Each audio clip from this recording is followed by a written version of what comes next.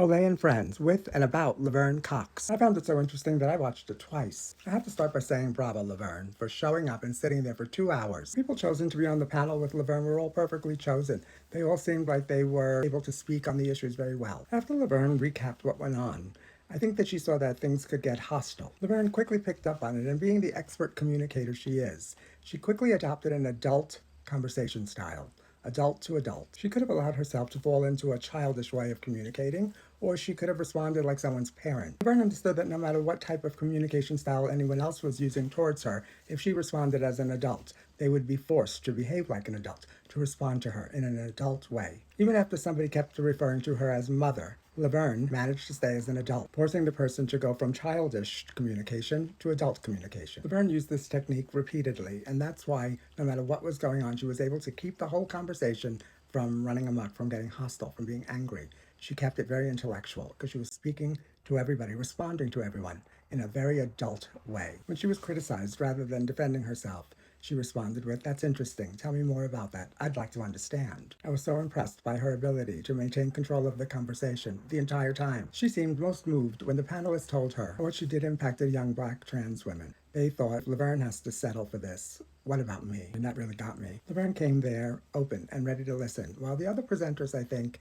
came prepared to repeat some content they made or to just say what they had to say their piece. I felt like sometimes they weren't responding to what Lavern said, but what they wanted to say. Yet others weren't really responding to Lavern. They were telling their own perspective from their own experiences. Tushon discussed this theory about desire. This idea that what we desire isn't really authentic. It doesn't come from us. It's taught to us from a very young age. I think what Tushon was trying to say was that the fact that Lavern was so excited to meet this blonde, blue-eyed, young, handsome cop, MAGA cop, and she felt so thrilled about it that she ignored all of these red flags was because it was meeting this desire that was taught to her. Lavern kept talking about needing to be attracted to somebody, and Deshawn kept saying pretty much that you don't know what you're attracted to because you have never examined it. It seemed like people were really struggling to understand the concept. Maybe I got it wrong. Maybe I was struggling to understand the concept. I need to read the book. Even after watching it twice, it was really hard for me to determine whether or not Lavern was seen in public with this guy. And when asked about what their conversations were like,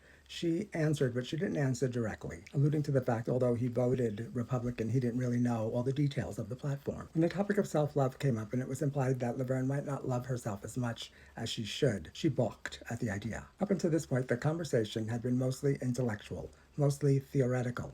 This was the opportunity to bring it to a more psychological, emotional discussion. Lavern was able to keep the conversation from becoming emotional and psychological by asking firmly, "Do you think I love myself?" Her statement made it seem like someone who loves themselves can't still have parts of themselves that need healing, that remain unhealed. In fact, that require you loving yourself before you can even start healing them. In my opinion, this was the missed opportunity of this conversation. To really understand the situation, understanding the motivations and the thought process and the feelings that would lead you to this situation would have had to have been exposed and discussed. The conversation was more like a business meeting than group therapy. Lots of helpful information was exchanged and explained. I certainly understand better, but I'm not sure that I feel better.